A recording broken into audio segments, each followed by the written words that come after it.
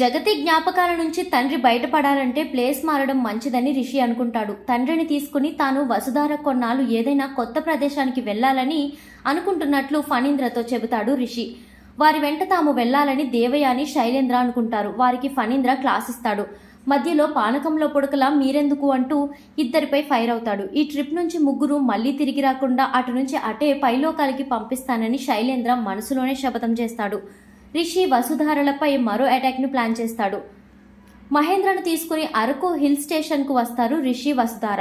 అప్పటి వరకు మత్తులో ఉన్న మహేంద్ర కారు నుంచి దిగి ఆ ప్లేస్ చూడటానికి షాక్ అవుతాడు. జగతి అంటూ గట్టిగా పిలుస్తాడు. నన్ను ఇక్కడికి ఎందుకు తీసుకొచ్చావని రిషిని నిలదీస్తాడు. మనం వేరే చోటుకి వెళదామని అంటాడు. ఈ ప్లేస్ మీకు ఇంతకు ముందే తెలుసా, ఇక్కడికి వచ్చారా అని మహేంద్రని అడుగుతుంది వసుధార. అతడు సమాధానం చెప్పడానికి తడబడతాడు. ఇక్కడైతే ప్రశాంతంగా ఉంటారని తీసుకొచ్చానని తండ్రితో అంటాడు రిషి. ప్రపంచంలో ప్రశాంతమైన ప్రదేశం ఇదొక్కటే కనిపించిందా అని మహేంద్ర బాధపడతాడు. ఇక్కడికి వచ్చిన తర్వాత నా బాధ ఇంకా పెరిగేలా ఉందని మనసులోనే ఆవేదనకు లోనవుతాడు.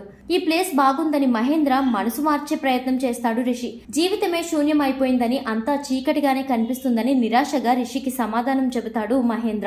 అమ్మను మర్చిపోవడం, ఆ బాధ నుంచి బయటపడటం కష్టమే. మనిషి జీవితం దుఃఖం దగ్గరే ఆగిపోకూడదని తండ్రిని డైవర్ట్ చేయడానికి ప్రయత్నిస్తాడు రిషి. నాకు ఇన్ని చెబుతున్నావు, నువ్వు నిజంగా ఆ బాధ నుంచి బయటపడ్డావా? నువ్వు మాట్లాడే మాటలు నోటి నుంచి వస్తున్నాయి, మనసులో నుంచి రావటం లేదు అని రిషితో అంటాడు మహేంద్ర.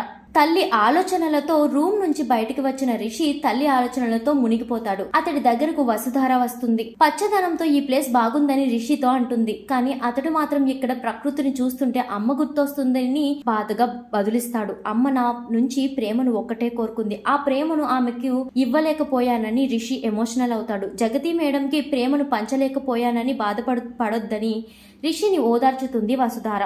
మీరు చేసే మంచి, సాధించిన విజయాలు జగతికి ఎన్నో మధురానుభూతులుగా మిగిలిపోయాయని చెబుతుంది. గతం నుండి, గత జ్ఞాపకాల నుంచి బయటకు వచ్చి మహేంద్రలో మార్పు తీసుకురావడమే మన ముందు ఉన్న బాధ్యత అని రిషితో అంటుంది వసుధార. తండ్రి బాధను దూరం చేయడం సాధ్యం కాకపోవచ్చని, అతడు పడుతున్న ఆవేదన చూస్తుంటే తండ్రి ఏమైపోతాడోనే భయమేస్తుందని అంటాడు రిషి. మునుపటిలా మహేంద్ర మారుతాడా లేదా అనుమానం వ్యక్తం చేస్తాడు. ఖచ్చితంగా మహేంద్ర మారుతాడని, అది మీ వల్లే సాధ్యమవుతుంది అని రిషికి చెబుతుంది వసుధార.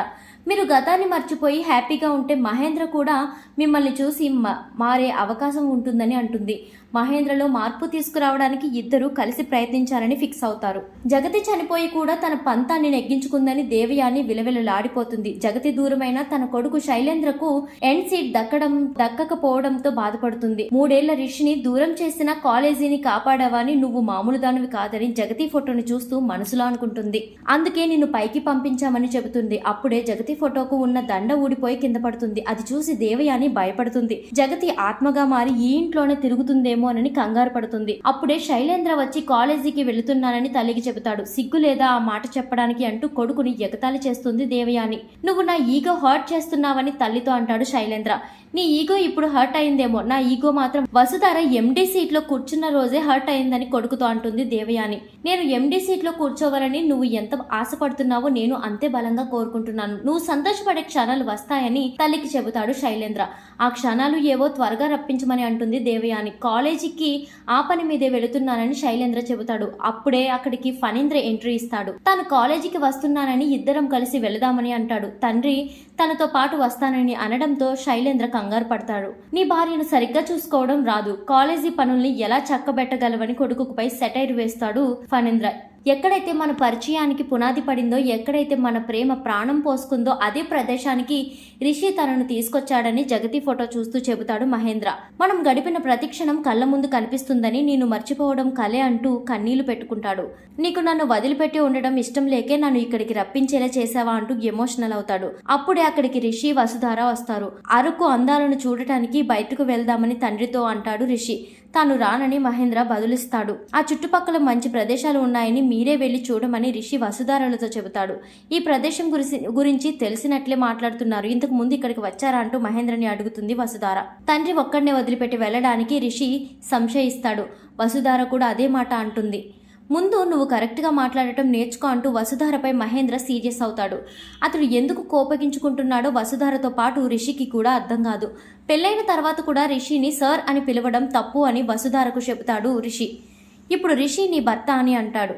భర్తను ఏమని పిలవాలో చెప్పు అని వసుధారను అడుగుతాడు మహేంద్ర.